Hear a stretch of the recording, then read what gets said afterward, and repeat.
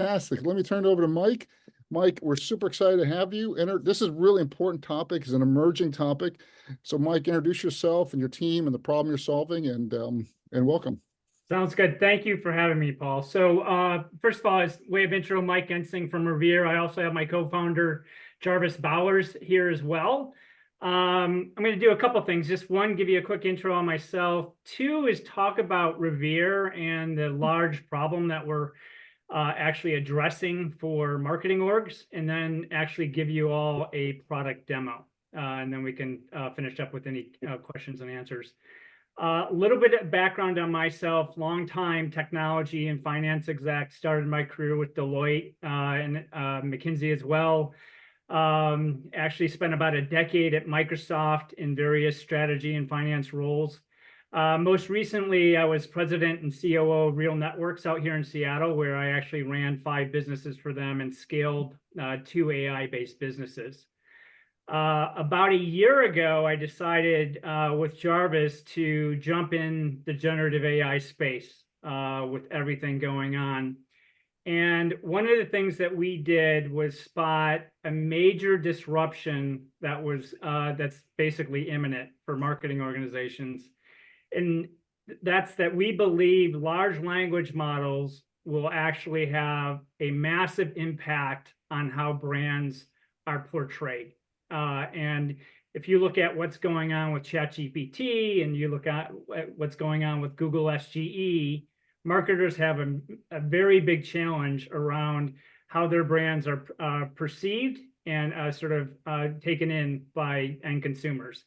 I'm going to spend a little bit of time on that disruption, and then we'll talk about sort of the products and services that Revere provides. So with that, I'm just going to do a quick screen share. You guys can see that, Paul? Yeah, we can, Mike. Okay. So you're not in presentation mode. Yeah. Okay. A second.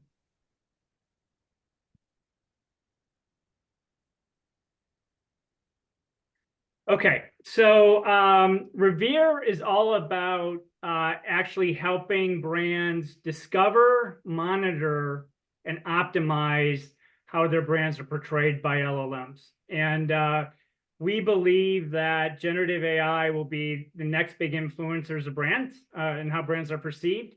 And it's been a very interesting conversation over the last 6 months with marketing organizations and CMOs.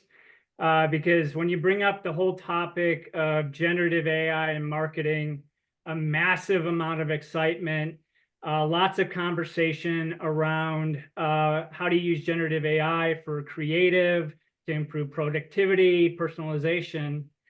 But then when we actually say to them, do you know your brands are going to be perceived in a very, very different way, just basically displayed and perceived in a very different way, their heads sort of first do a twitch and they're like, yeah, it's coming.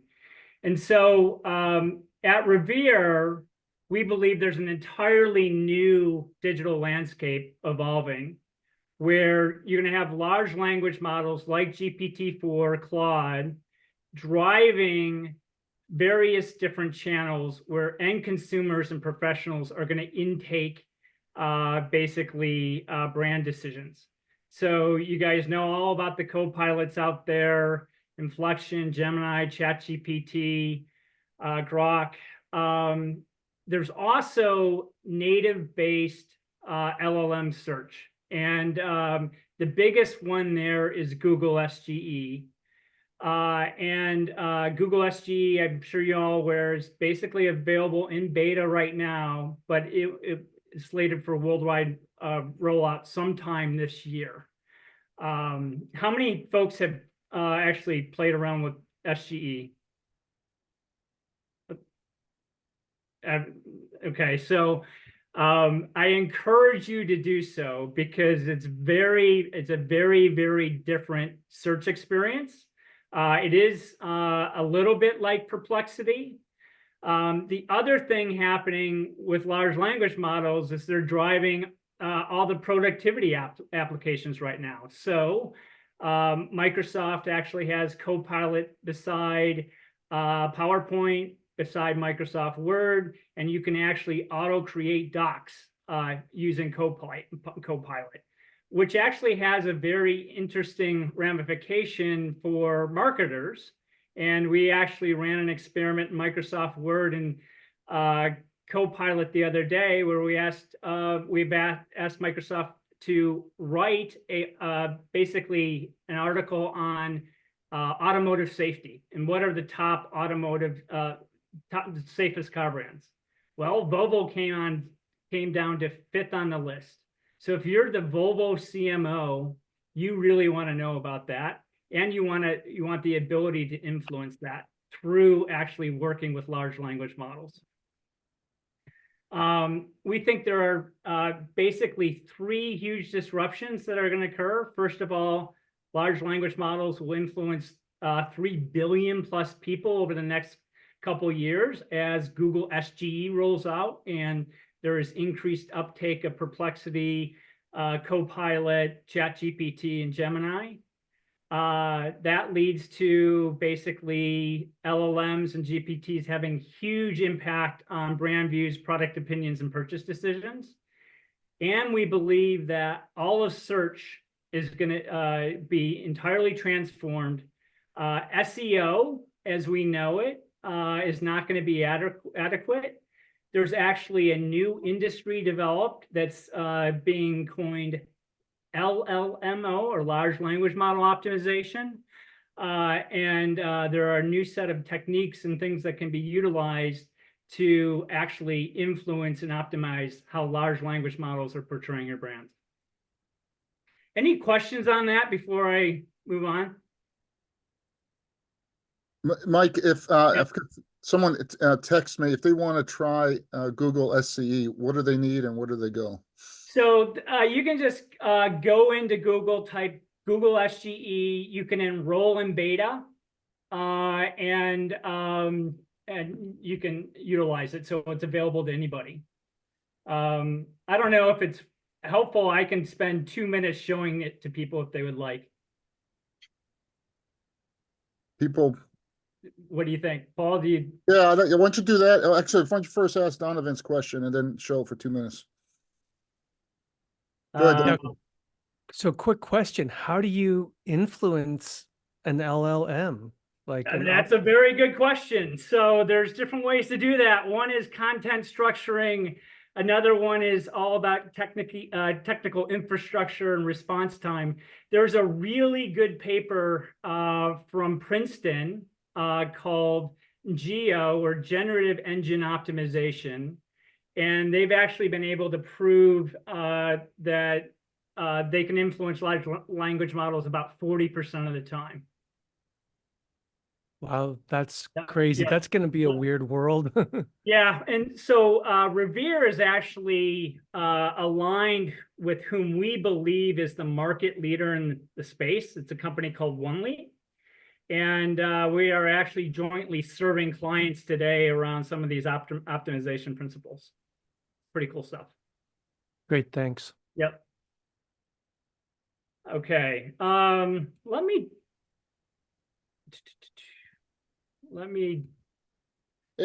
share. While you're doing that, I think trying to Google AdWords is a $80 billion industry, 100 billion. Yeah.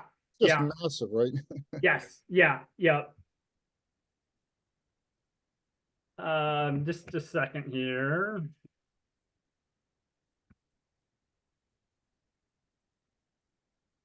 Okay, so I'm going to just show you SGE real quick.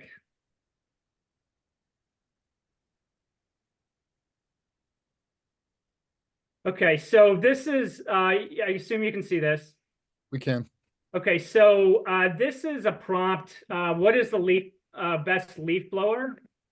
And what Google does now is all of this content up here is actually driven by the large language model Gemini.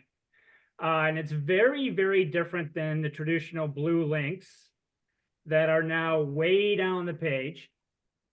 And basically, it does a couple things. One is the large language models actually often tell you, they give you a recommendation, but they also outline what things should be considered when you purchase a good. So here, around a leaf blower, you need to consider power, features, things like that.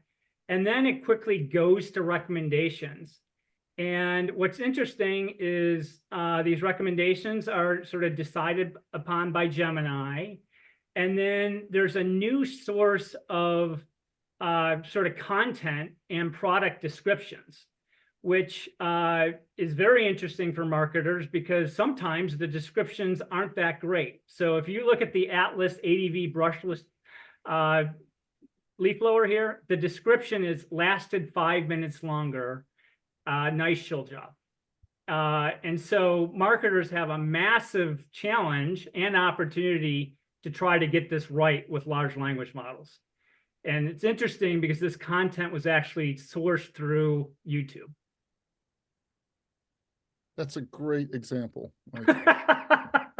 So it is an entirely different experience, and marketers are going to have to manage this in an entirely different way.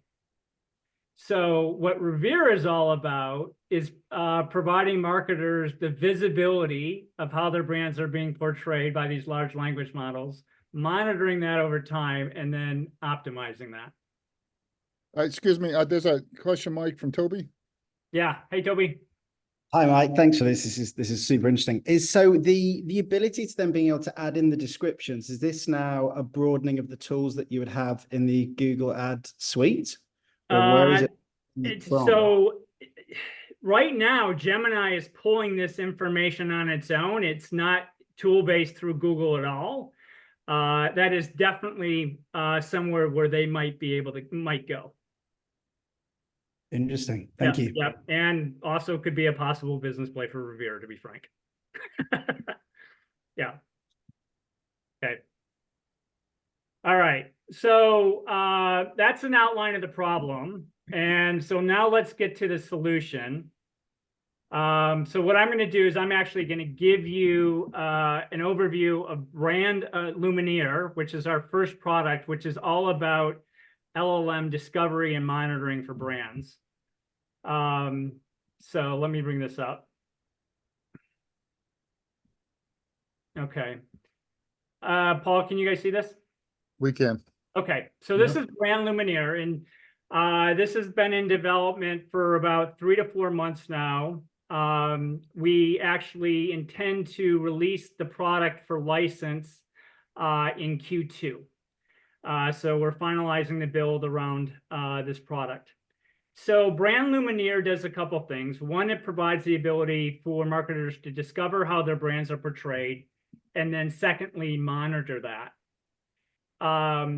We actually provide visibility into several large language models, GPT-4, Gemini, Llama, Claude, and actually are building in visibility into GPT-4 Web and Google SGE.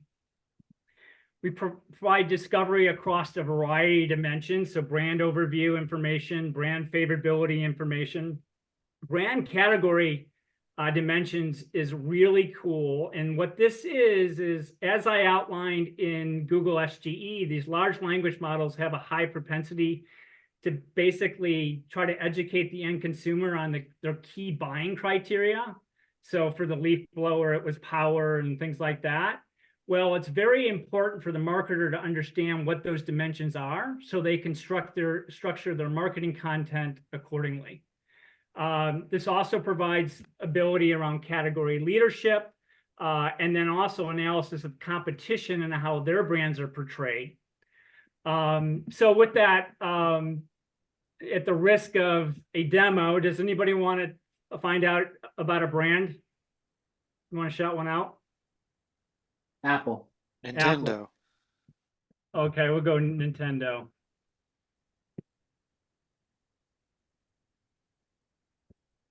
Okay, and then we'll do brand favorability and just top 5 positive and negative attributes, competitor comparison, and then sources. Sources is really important because as a marketer, you want to understand where this information originates from so you can actually try to optimize it. And then we'll actually do that across 4 large language models GPT-4, Gemini, Llama, and Claude.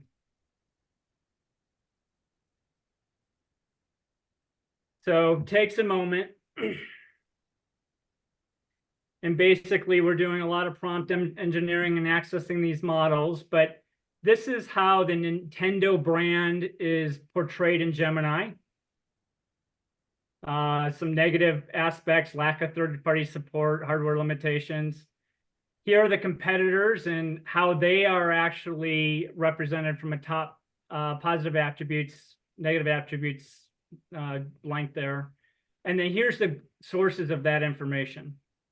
Similarly, Llama, how Llama portrays Nintendo, the competitive set, and then sources, GPT-4, competitors, sources, and then Claude. So we can do this across a variety of attributes and analyses. I'll show you a little bit about dashboards and reporting. So we can basically report on sort of comparing the large language models against each other, compare competitors, key sources, brand category dimensions. I'll run brand category dimensions. So again, this is what are the major brand categories, what are the major purchase criteria. And so if I did luxury watches. Okay. And wanted to compare GPT-4, Gemini, and Llama. So this will go out and find that information and then provide comparisons from a reporting aspect. So a very highly flexible platform. John, we have a question. I mean, Mike, we've got a question from John. Hey, John. Hey, Mike, thanks for doing this. Hey, I'm really, I imagine you're going to get into how you influence it once you analyze this, right? And is your goal to build a tech-enabled services company or a tech company? A tech-enabled services company. We have the brand Luminaire platform, which is discovery and monitoring, and then we're actually building out a set of optimization products as well. But then we will also augment this through services too. Through what? I'm sorry? We will also augment this through optimization services. Yeah, boy. This is the first thing I've seen in the Gen AI world that actually will increase primary demand for services. Yes. Yep. And anyway, when you want to sell your company, let me know. I got some friends who probably will buy it from you. Cool. Cool. Talk to me in a couple of years. Let's make it a customer too. So Mike, Mike, are you going direct? Mike, are you going direct, or are you going to big agencies that are salivating on this? You know what? It's a very good question. We're evaluating both right now. Great question. Yeah. Yeah. Then don't call him, call me. Okay, so that's some of the reporting. You can see the comparisons. It's interesting to see that they are slightly different. So depending on whom you're optimizing for your formula is going to change. The other thing that we do is monitoring. And so I'm not going to go through this in detail, but what we do is we can, for any company or any type of focus area, we monitor the results of the LLM through time. So this first one is for Nike, looking at category leadership. Are they a leader in the space? And monitoring this on a weekly basis. So we actually start with a baseline monitoring response. We check it on a weekly basis. In week 1, it changed slightly. It's interesting that the top 5 brands in the category, it moved from New Balance to Reebok. And then in week 3, no change. So very important for CMOs and marketing organizations to understand how their brands are represented over time and how that changes. And then that leads to optimization. Mike, there's a question from Rosemary. Yeah. Right. So just, hi, Mike, this is great. So I've been doing search optimization for decades, and I'm just wondering, what 3 things would you say are going to impact our ability to optimize LLMs? Because the things you mentioned are things we already had to do for search. Yeah. So a couple big things, and I'm going to actually switch over here to the back to the presentation.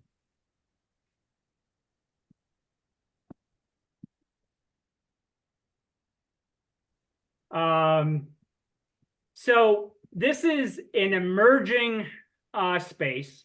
And as I talked about, there's research out of Princeton on ways to optimize. There's a paper called Generative Engine Optimization.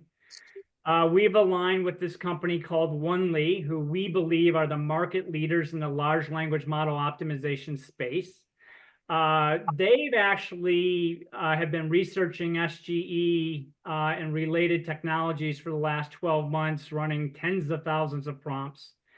What they're seeing is, typical SEO, links, content, keywords, focusing on what does the customer journey look like through these large language model based experiences, focusing on the user intent in those experiences, and also actually focusing on the technical infrastructure of websites as well. One of the things that's interesting is that these large language models, I like to say, is that they're extremely impatient, which means that they will take the content that is available fastest to them.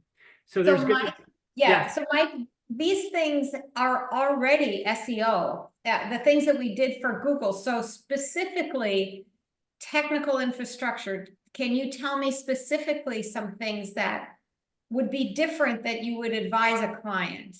Yes. So rendering times and level of indexable content by the LLMs, and actually measuring that.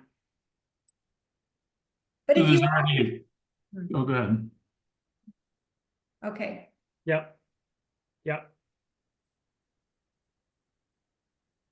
So the LLMs are an entirely different algorithm. So it's going to take different solutions to optimize those. Thank you. Yep. So one of the things I did is that in the chat, I posted an article that literally came out yesterday in Business Insider around how brands are going to be majorly impacted by SGE in its rollout, and how actually many of them are actually beginning to focus on it. So Mike, this is help us see the future. So we've had 20 years of Google SEO, no innovation here. This feels like a real opportunity to drive a whole bunch more innovation, a whole bunch more change. Is that, or is Google going to get this thing wired, buy 2 or 3 of the mop-ups, and it's just going to go back to the Google SEO Death Star in a year from now? Yeah, so I actually think there is going to be fundamental change. So first of all, Google is disrupting itself through SGE. And they need to offer a better user experience, because if they don't, you have companies like Perplexity that people will start to use quite frequently. And then actually people are going to move to using things like ChatGPT. And one of the experiences I would actually also encourage you all to do is use ChatGPT on mobile and use it verbally. It is it is truly your personal co-pilot that you can talk to and you can interact with. And actually 5 to 7 years down the line, I think all of us will be using that as a primary source. And then where it goes even further is, instead of these LLMs actually providing recommendations, they are going to become agents. And you're going to ask your agent to get you a cup of coffee and that agent is going to decide where to go to get it and get it delivered to you. And so it's going to actually move from recommendation to action. So you're going to have cases, and it's going to happen now, where marketers are going to have to market themselves to large language models because they're recommending today, and then 7-10 years down the line, they'll be taking action. Mike, I've had 3 or 4 startups pitch me conversational commerce, and kind of a broader term, but having a conversation that seems to be mostly within a brand, where they're asking you what, it's almost like a personal song. That feels different than where you are on product discovery. Would you agree with that statement, or are these things? Yeah, I think, yeah. Together? Yeah. We're all on discovery. It's all about providing transparency on how the large language model is reflecting your brand. That's fabulous. Yeah. Well, let's do 3 or 4 more questions for Mike, and then we'll go to open mic. The other Mike, MIC. Oh, this is Raymond. I can't find I wanted to raise my hand, but I couldn't find it. But this is really interesting what you're talking about. I'm just not sure I completely understand. So it sounds a lot in comparison to SEO. I know early on there was this idea of targeting browsers, and targeting like mobile platforms. So the development on the website was like developing for mobile first, and then, having the content be available, whether you were coming to the site on Safari or Chrome or Brave or whatever. It sounds like with the language models, like depending on their pre-training and what they have access to, say through RAG, that they're always going to give different responses, and that stands to reason that they're even the same question across them is being interpreted differently. So Yeah. from a marketing perspective, how are organizations going to know? First of all, it's like, okay, I'll target Bard because I know they have some percentage of the market, or I'll target Claude because I know they have some percentage of the market of the people that I want to market to, right? The older population might use one particular LLM, and another group use another one. So how are you going to assist businesses in knowing how to target, and when to target, and what's more important? That makes sense, if that makes sense. So there's 2 things related to that. One is, what platforms should we target? And that is all about determining where the brand's customers are, whether it be ChatGPT or Google SGE. We firmly believe that the first battleground around all this is going to be Google SGE. And our monitoring services will focus on Gemini, Google SGE, and then GPT-4. The other thing that is interesting is, you're right, these LLMs are non-deterministic, which means that they actually do give different answers with every prompt. And part of our monitoring capabilities is actually doing multi-prompt analysis to come up with baselines to compare against, because the answers are different, but they're quite similar over time, until new content is uploaded on the web, and that actually changes a possible answer. Mike, Joe A. You want to go question, then we'll go to Elias. Yes, I actually have a question and kind of an observation. With all the different LLMs in place, such as ChatGPT, Gemini, and Copilot, I'm wondering if anyone is even going to websites to look for content, and if the content creators, might have a different shift in psychology, if they should even invest in websites, businesses, are they going to take that extra steps to invest in that? Yeah, so I think the most popular large language model and sort of platforms are going to be those that are a combination of large language model and then web-based. And GPT-4 is doing that with Turbo. SGE is using RAG to look at the web. So I think it's going to be very, very important for organizations to continue to optimize their websites, because they will be a primary source of content. That's great. Let's do one more question, then we'll go to open mic. Go ahead, Ellis. Hey, Mike, a very interesting idea. Appreciate you sharing that with us. I wonder whether you actually have looked into a potential complementary partnership with synergy with the startup that's based in Boston called Brand Card. They basically focus on the governance, brand management aspect and the essentially onboarding of the brand itself. And then what you guys can come in and provide the actual performance in the field sort of measurement. So there seems to be some synergy that you can find there. Yeah, I would. We have not considered them, and actually, I did not know about them, but certainly would like to link up on that, Ellis. Yeah, it's definitely worthwhile for you to check it out. Ellis, is that Rob May's company? Yes, that's Rob's company. Yeah, so Mike, I know him, and Ellis may know him, and we can get you in contact if that's helpful. Awesome. Great. Well, Mike, thank you so much. Really wonderful. So thank you, and thank exciting journey you're on. You bet. Okay, come back in a few months and tell us it's going. Because all right. Well, I appreciate the opportunity, Paul. Okay. Well, thank you. So let's move the open mic. Last 10 minutes. Who's got something they want to share, or something they're blown away with, or a question on how do I read 3 PDFs at one time, or what is this perplexity thing everyone keeps talking about? Or what is RAG, and will it ever be perfect? And how do I use ChatGPT at work when it's banned?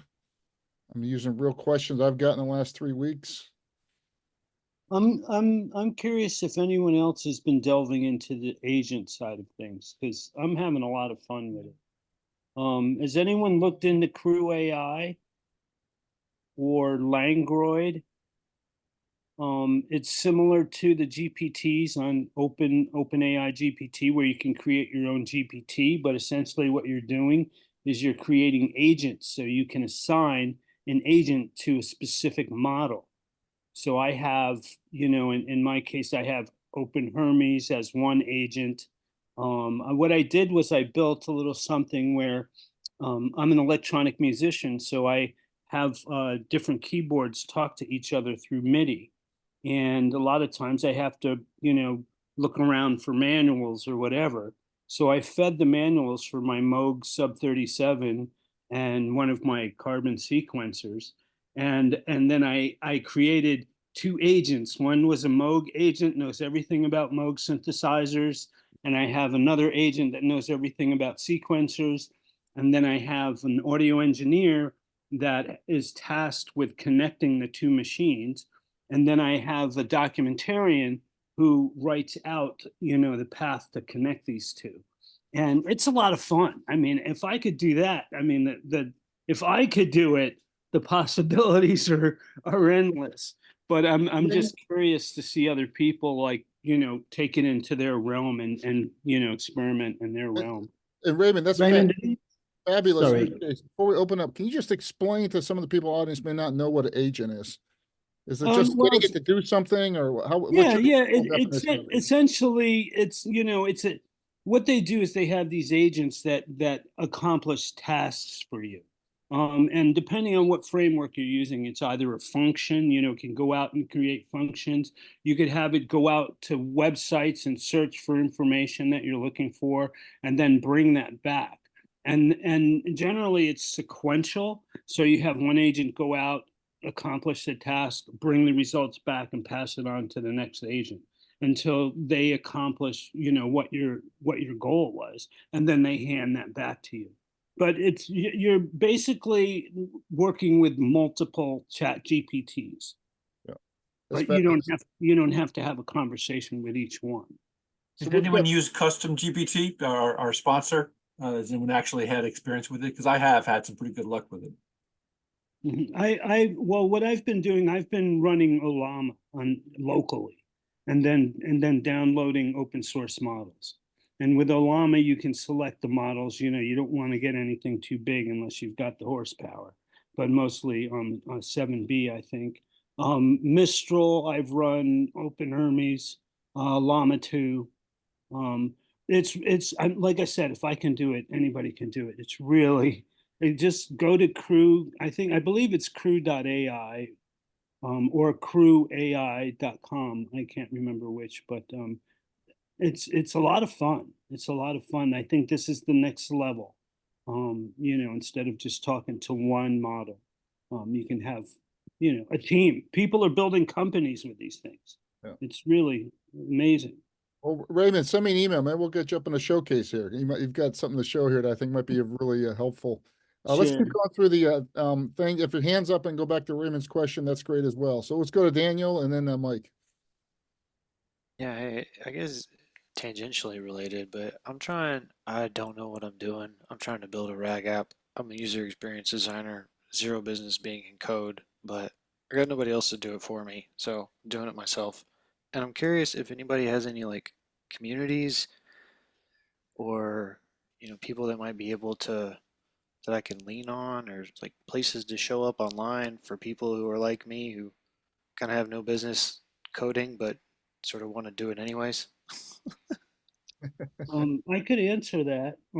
Daniel, I happen to be in the Bay Area, and over the past year, I could thank Paul for kicking this off for me, because it was his meetup I went to in the beginning that pulled me into this. But what I've found is that I've been going to, if you go to some of the companies who are working in the space, either in databases or monitoring, they have free classes all the time. Deeplearning.ai has free, that's right at the source. There's a company called Weaviate. I attended a little gathering last week. They were the ones that introduced me to RAG, and they have a lot of free tutorials. A lot, if you get familiar with Jupyter Notebook or Google Colab, neither of which I knew anything about 9 months ago, you'll find that within, I'd say, 30 days, you'll be doing your own RAG. If you have any questions, just shoot me an email. I'll help you out. That's great. Thank you, Raymond. Yeah, I think this is Tim. Custom GPT, which somebody mentioned earlier, also has a free tier for doing RAG, as I recall, if it's small. So for an individual, that might be fine. It's free, as I recall, and it's no code pretty much. You just drop your files in and they sort of make everything else happen. That's great. Thanks, Tim. Go ahead, Mike, and then we'll go to Toby. Go ahead, Mike. Okay. I did get a basic question in ChatGPT. When you write I don't know what it's called, the summary in ChatGPT, where you sort of tell about yourself so it knows something about you, it knows your name's Mike, it knows the company you work for, it knows what you do. You know that part of ChatGPT? Custom instructions, Mike. Custom instructions. Yes, thank you, Paul. I find the custom instructions forget sometimes, and all of a sudden, it doesn't know my name anymore. And how does that happen, and how do I prevent it from happening?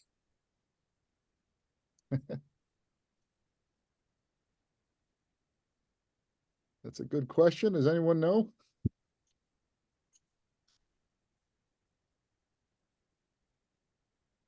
Mike, I think you've stumped us, but oh no, Mike, if you don't mind, it's sending me an email, and I'll send it to 2 or 3 people I know that are real gurus in this area, and we'll see if we can get you an answer. I think I just don't take it personally, Mike.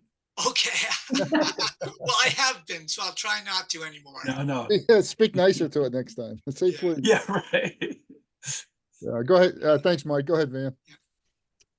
Yeah, I'm just going to say a little bit more about custom GPT. People have been asking if you've used it. So I used it for an application. There's a breathwork technique called diasomatics, and I've been studying that for a while. I looked at 10 scripted talks from somebody, and then a really long 200-page manual. And you can drop all of that into it and create, it's kind of like an agent, but it's really just a ChatGPT type of agent. It literally took me about a half an hour to do it. So it's amazingly easy and fast. There are a couple other ways to do it if you just want to look through content, but the other ones I saw didn't let me put multiple different files in. you'd have to concatenate everything into one large PDF to do it in Cider, for example. So it's a great tool, easy to use, and worked quite well. I had to play around with how I prompted it because this topic is so specific, but it worked quite well to answer the questions. That's wonderful.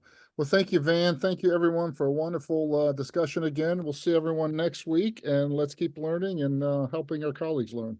Thank you. Have a great day or evening. Thank you. Thanks, everybody.